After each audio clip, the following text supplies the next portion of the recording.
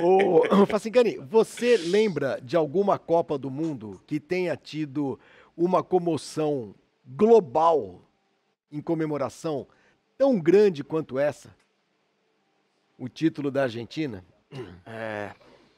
Porque eu tenho a impressão que, olha, nós estamos vendo aí porque imagens, assim, imagens ao redor do mundo. não dá pra gente comparar, e Olha você aí. explicou bem há alguns minutos, com o que era a projeção midiática dos anos 70 e 80 com o que é hoje, tá?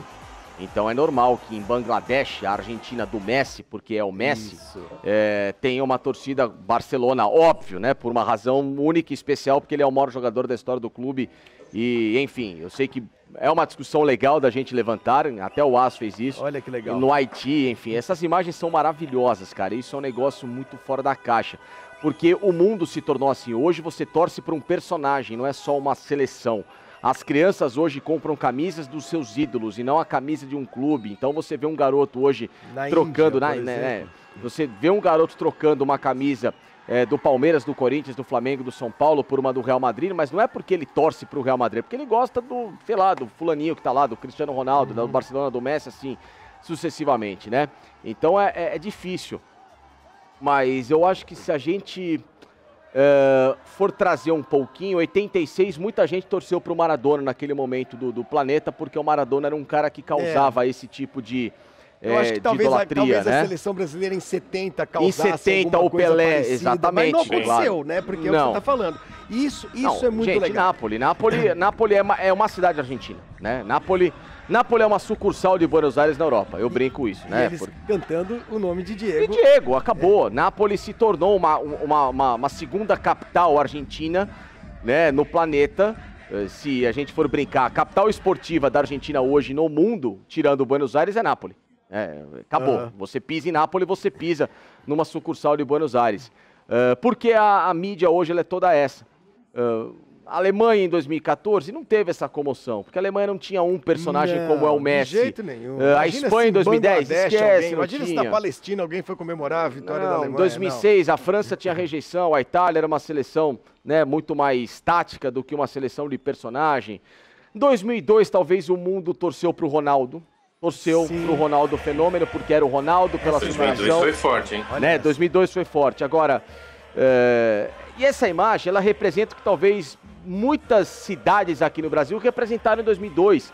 Que a gente lembra nas transmissões, né? Em que na época a Globo... gente na rua, claro. A Globo fez as imagens de cada cidade, eu lembro até do Galvão chamando, agora vamos para pra João Pessoa, vamos para Fortaleza, São Paulo, Rio de Janeiro, e as cidades estavam tomadas por gente nas ruas, ainda mais de madrugada, que era um horário muito legal, que as pessoas estavam curtindo os jogos, e a gente viu uma mobilização parecida. Mas isso nós não vimos no Brasil, mas mesmo, Facicani, aí você vai me desculpar. Não, vai me desculpar, não é isso. É claro que houve uma mobilização grande no Brasil, mas não há... Aí isso também é uma coisa legal, só pra gente fechar. É a relação do argentino com o futebol, né? Isso aí é depois do jogo. Esses moleques são filhos dos jogadores da Argentina. Dando bico na garrafinha, que é legal. E aí resolveram bater uma bola no estádio da final da Copa, só que não havia bola. Então vamos chutar a garrafa. Na falta de uma bola, pegamos uma garrafinha de água. E isso mostra como um povo, como um país, como se relaciona com o esporte, com o futebol. Assim, eu acho que, assim, graças a Deus, na nossa periferia aqui no Brasil, Flavinho... A gente vê isso do mesmo jeito. A gente vê isso, né? Claro. Isso é ótimo. É porque isso ficou simbolizado porque estavam lá no Catar. São filhos dos jogadores das... Os molequinhos poderiam ter a bola do jogo, eles estão brincando de garrafinha. Sim, então, é o espírito sul-americano. É o espírito que a gente brinca dos países de terceiro mundo, mas que são os países que, de fato...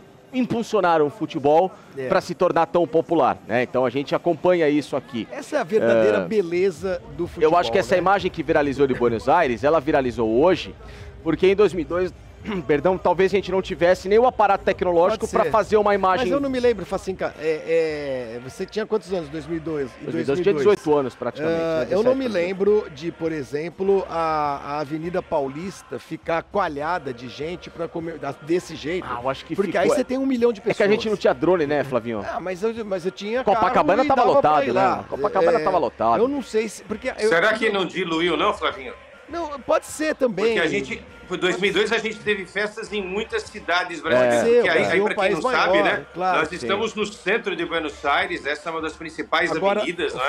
Ali está Quesada, o obelisco não há e tal. dúvida que a relação da Argentina com a sua seleção Ah, sim, ela é mais passional. é muito especial. Ela é Eu passional. acho que a gente não Hoje encontra paralelo hoje é. no mundo inteiro. É. Essa paixão, porque ao contrário, aqui no Brasil, por exemplo, a gente tem uma relação de amor e ódio com a seleção brasileira, porque tem gente que da época do que a CBD era no Rio, e paulista vaiava a seleção aqui no Morumbi, e gaúcho vaiava a seleção quando ia jogar no Beira-Rio. Você se lembra disso, Quesada? Teve jogo da seleção brasileira contra uma seleção gaúcha, em que a seleção brasileira foi tratada como se fosse inimiga. Nós contra eles. Nós contra eles. Então, no Brasil, existe, é claro, um carinho geral das pessoas pela seleção brasileira, torcem pela seleção brasileira, mas esse caráter de devoção à seleção argentina, a gente não encontra paralelo no mundo inteiro. Não sei se você concorda com isso. E você viu não, aí perto, né? Não, é que assim também, tem algumas coisas. A Argentina está há muito tempo sem ganhar uma Copa, né? Eram 36 anos, né? Ontem foi quebrado isso. Então, também criou, né, aquele sentimento, aquela tristeza de Copa a Copa, tentando chegar tal. O mais perto que a Argentina tinha alcançado era a final de 2014 contra a Alemanha. O Messi não jogou bem aquela final, né?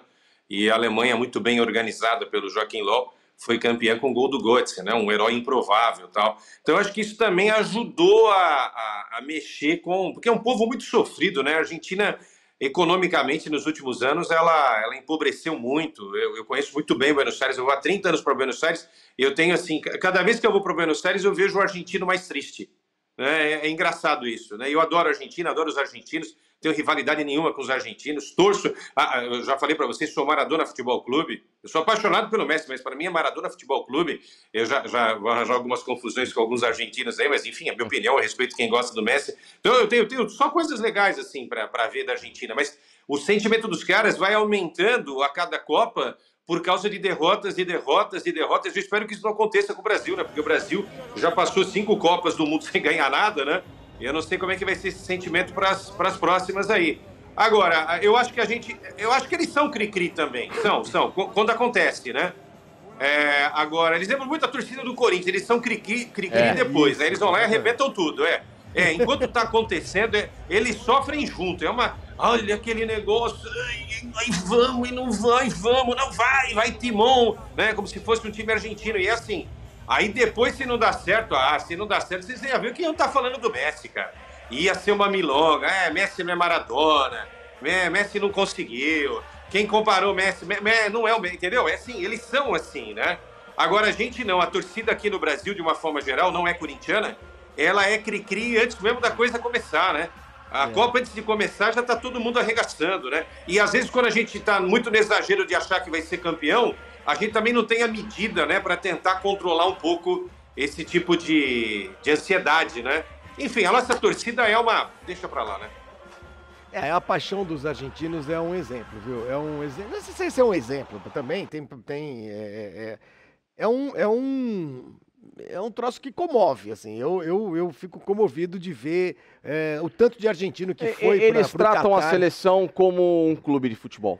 Exato, eles têm exatamente. Eles não tratam a seleção como pelo modismo de ser uma Copa do Mundo e se juntar naquele momento só para ser uma festa, porque o que eu entendo é o torcedor brasileiro de Copa do Mundo, ele vai muito mais pela festa, pelo momento de um feriado, de um dia que você para o trabalho, uma viagem, você ir lá curtir o evento, do que o argentino que tem tratado, isso é um fato. Ele trata a seleção como um time. Né, o amistoso da Argentina contra o Chimboquinha do Norte, ele tem o peso de obrigatoriedade de vitória tão grande como a final da Copa do Mundo. E o brasileiro, ele trata o amistoso, ele se preocupa muito com a Copa do Mundo, em grande maioria. Não trata a seleção como trata o seu time.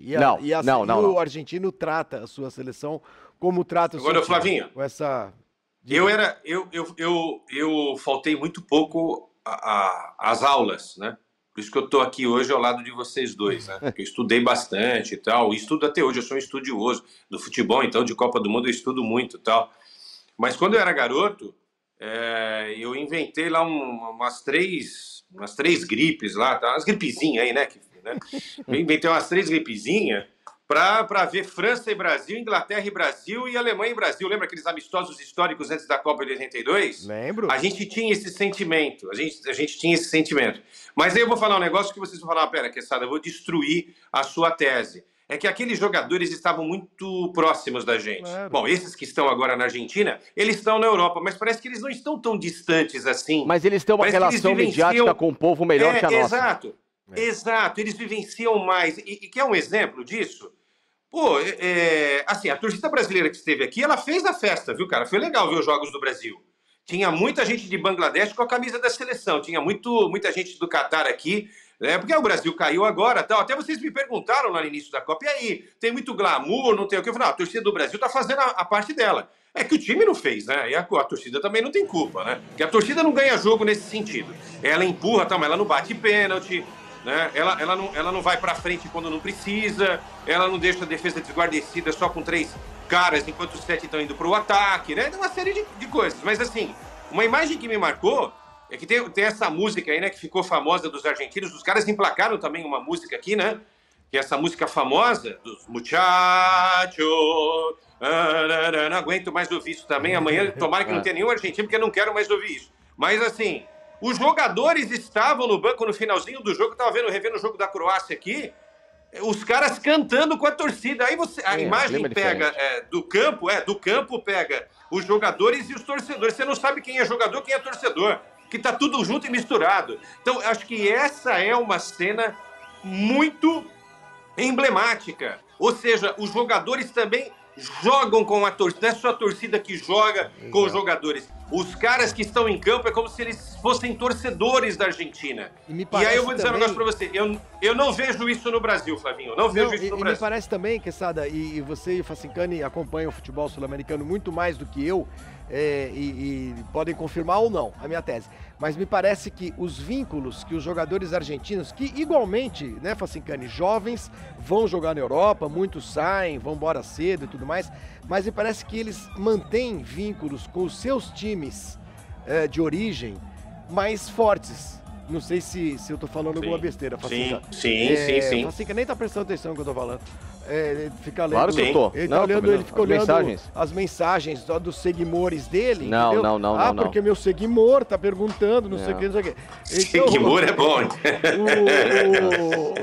Eu tenho a impressão que os jogadores argentinos, eles guardam isso com mais carinho, a origem deles, de onde saíram. Sim, né? mas... Tanto que alguns voltam, né? Não, alguns voltam e não só isso. Eles fazem questão da demonstração disso pública em rede social.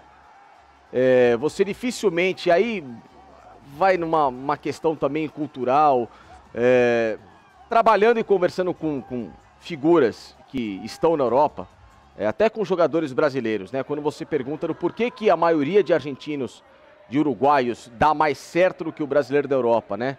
Porque o foco educacional deles, em muitos momentos, ele é um foco mais apurado para você se estabelecer na profissão de uma forma muito mais centrada do que o brasileiro, que às vezes se empolga mais do que o necessário, deixa de lado essa responsabilidade e acaba se perdendo pelo caminho, né? Só você ver quantos brasileiros bons que poderiam ter muito sucesso na Europa acabam voltando para cá, né? Que inclusive até jogam muita bola nessa volta aqui no Brasil, e outros argentinos que batem e ficam por lá para voltar só depois de uma idade já bem mais avançada, entendeu? Tem uma questão muito de compreensão e de sintonia em relação a... O que a Europa exige, muitas vezes. O que a Europa exige, né? A profissão exige, esse foco, né? O mental.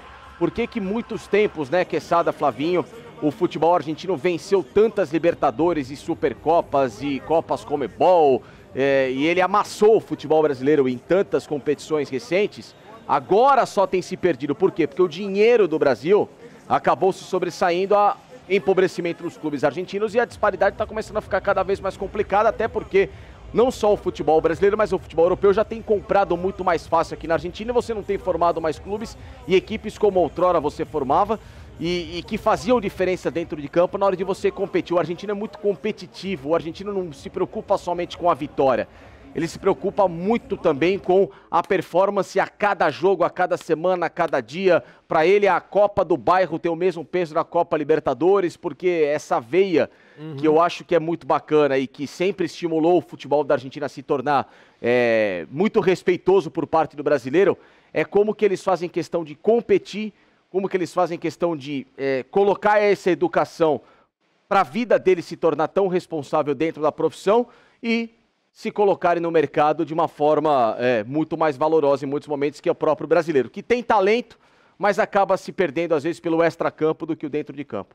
E aí, curtiram o vídeo? Portanto, a partir de agora, muito fácil vocês ficarem aqui conosco na Placar TV. Só se inscrever no nosso canal, deixar o seu like, ativar o sininho de notificações, que é muito importante, que aí sim você vai receber de forma exclusiva todos os conteúdos da Placar TV nesta nova era da Placar em todas as redes sociais. Esteja conosco, vem com a gente!